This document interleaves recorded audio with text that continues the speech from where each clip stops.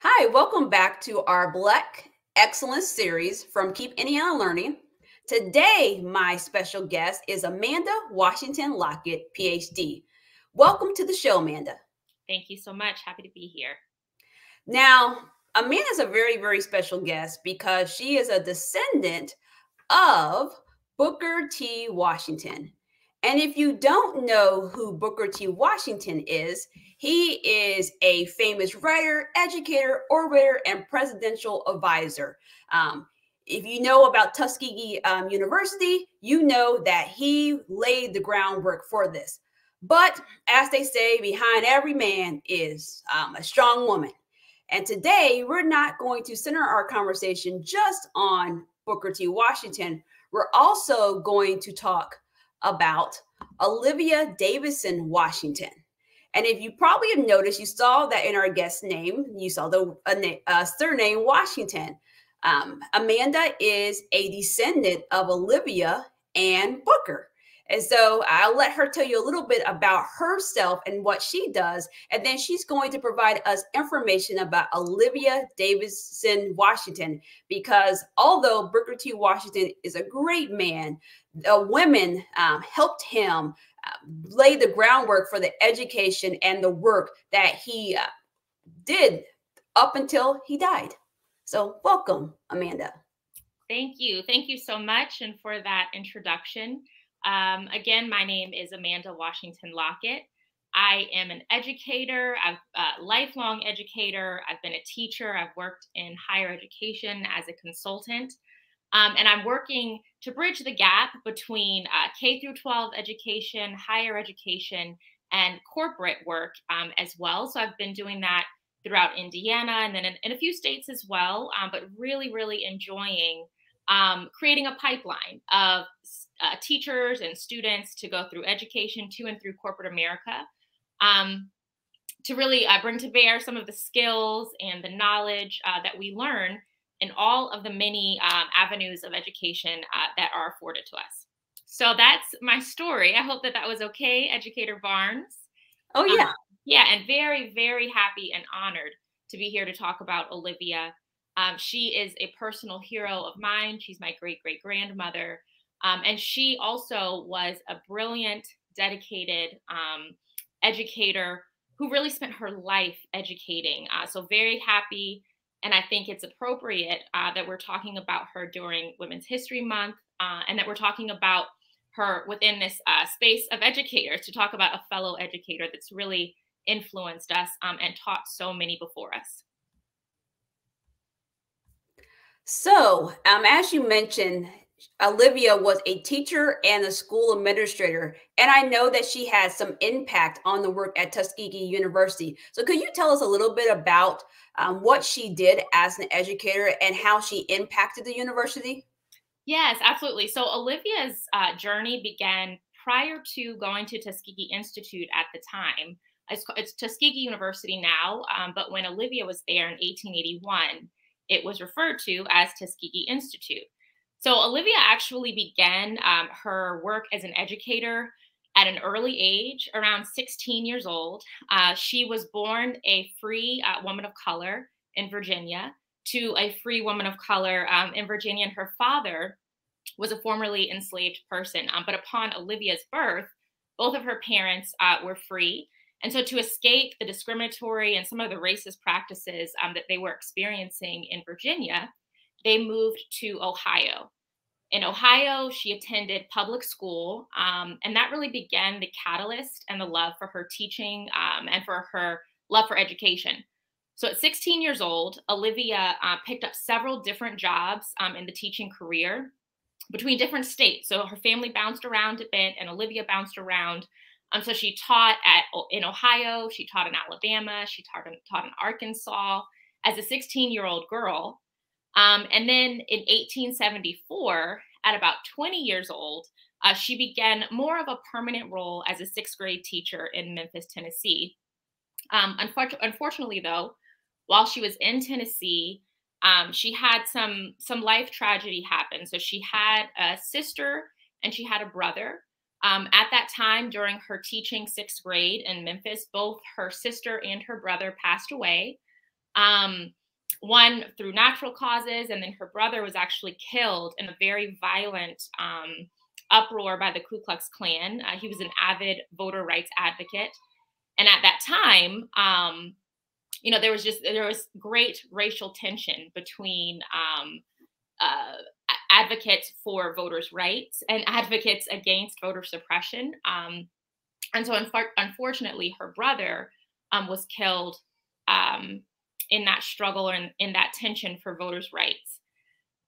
But because of her brother's struggle, Olivia was that much more empowered to become an advocate for education, to become an educator, and really to serve the mission of empowering her people through education and through teaching. So she enrolled in Hampton Institute with a scholarship from Mrs. Rutherford B. Hayes. So she was fully financed to go to university. She ended up going to Hampton Institute in Virginia. We now know that as Hampton University. And she was brilliant. She became the top of her class. She was the commencement speaker. She graduated with honors. And it was there at Hampton that she really began to solidify her love for teaching, her desire to become a formal educator. So after graduating from Hampton, she went on to get an advanced degree in teaching from Framingham State University, or Framingham Normal School is what it was called at the time, in Massachusetts. So she has her advanced degree, she has her degree from Hampton, she has her graduate degree in teaching, and she was really a very sought after educator. It's at that time that Booker T. Washington met Olivia. They both happened to be back at Hampton University. Olivia was there performing a role as an educator. Booker T. Washington was there speaking on behalf of what he was doing independently within education. The two met. Booker was extremely impressed with Olivia and asked her to come to Tuskegee University, or Tuskegee Institute at the time, to help him build a college. So Olivia went in 1881. And in working with Booker and working at Tuskegee, she and Booker Washington fell in love and married in 1886. All throughout that time that Olivia was there, not only was she the vice principal of Tuskegee Institute, she was an avid fundraiser. She was a prolific speaker. She spoke often with the Alabama State Teachers Association on behalf of Black women and girls, and the need to pour into and to educate Black women and girls. And so I really believe that she was a leader, both in education, but in society well beyond her years. And I think that time frame and her story is so interesting, and really want to point out because her love for education started as a kid, and it continued all the way through her career as an educator, all the way through her death, which unfortunately was premature in 1886 or 1889, I believe she passed away. But she was very young. So she was a young teacher. She was a young career woman. And unfortunately, she could not see out or, see through all of the things that she wanted to do at Tuskegee. But her mark has been made there. And I think even in the works that Booker Washington has written, he speaks so much about how Olivia was just a really prolific leader and one of the women who helped him the most in beginning Tuskegee and really in setting the foundation for what Tuskegee would become. Well, thanks for sharing that background. And I really appreciate that even though that she had a short life, that you mentioned how she still made a huge impact. And so yes, we all would like to live long lives, but no matter how long we live, we can make an indelible mark. We can make an impact on people. So knowing that you have this strong Black woman as your great grandmother, what impact did that have on you and the woman you are today? Yeah, I think that I have always been very impressed with Olivia. I've been impressed with not only her desire to teach and to reach others through education, but with her ability and her will to move forward despite her own life circumstances. So there are a couple of things that are very impressive to me about Olivia in her life and in the time frame and the story that I just told you. The first is that she moved several times. I mean, she started off in Virginia, she bounced all throughout the South, and it really was that her family was looking for a better life for Olivia. But it didn't seem that she allowed that to deter her from her dream of becoming an educator. She picked up jobs as a teacher at very early ages. And even in the midst of some of probably what I would consider shattering times, you know, with her siblings passing away, with the manner in which they passed away, she wasn't afraid to still speak up for her race, for women, which was not really that common at the time for a Black woman in the South, no less, when she was in Alabama, to speak up for the rights, the civil rights, the voting rights, and the rights of women and children. That was a bit unheard of. So I've always been impressed with her tenacity and with her desire to make a change through education. And the fact that she had an advanced degree as a Black woman is just so inspiring to me. Going to both Hampton and then getting her advanced degree in education. Sometimes I like to put myself or to think of myself in Olivia's shoes at that time and what, you know, what discouraging things might have come her way. But think about the ways in which she was able to overcome that is very powerful to me. Well, thank you for sharing that. And that was such a powerful story, just learning about Olivia.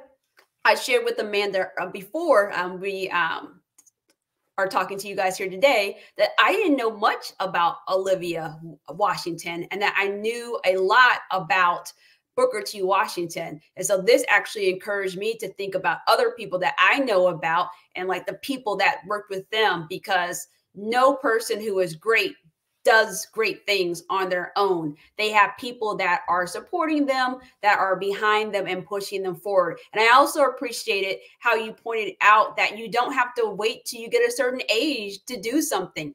Olivia knew she was interested in education. And so anytime there was an opportunity, she went to do it no matter what her age was. And so students that are watching, I hope that you are encouraged in that way of if there's something that you're interested in, now is the time to kind of explore those things. And speaking of our students, as we wrap this up, Amanda, what advice do you have to students who do come across a struggle or a barrier as they are trying to go down the journey of the path of life that they think is their path and figure out who they want to be and what they want to do? What advice do you have for our students?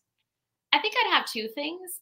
Really lean into your community, and your community can be family, friends, advocates, teachers who would like to support you. Success, as you said, Educator Barnes, success does not come in a silo or in a vacuum. And so we're pushed by the folks who love us, who encourage us, and who motivate us to be the best that we can be. So find those people, love those people, and really keep those people very close to you, because I think that those people in that community will make all of the difference in the success that you will become. As you might find some stumbling blocks or some barriers, it's in those times that our community really helps us to push through discouraging times. That's the first thing that I would say. The second I would say is that it's okay to pivot. And so Olivia knew at 16 that she wanted to be an educator and she wanted to be a teacher. But it's okay to not know at 16. It's okay to not know at 26 or, at 36. It's fine to pivot. And I think, success is not linear. And our passions and our dreams are not one. And so, explore, chase, find what it is that makes you happy. Of course, take motivation in stories like Olivia's, where she knew at an early age and there was nothing that deterred her. But if you feel that you need to pivot, that's just as much of a success, finding what you really would love to do. than staying in something that you are not sure of just because you are discouraged to make that change. Well, thank you, Amanda Washington Lockett, PhD, for being our guest today. It was great to learn a little bit about you and about your great great grandmother. And I want to remind everyone, Keep Indiana Learning is a great resource, and continue to circle back to see the rest of this series, because this series will continue the rest of this year as we'll have different guests and different topics. So thanks so much, and we will see you on the next episode. Thank you so much.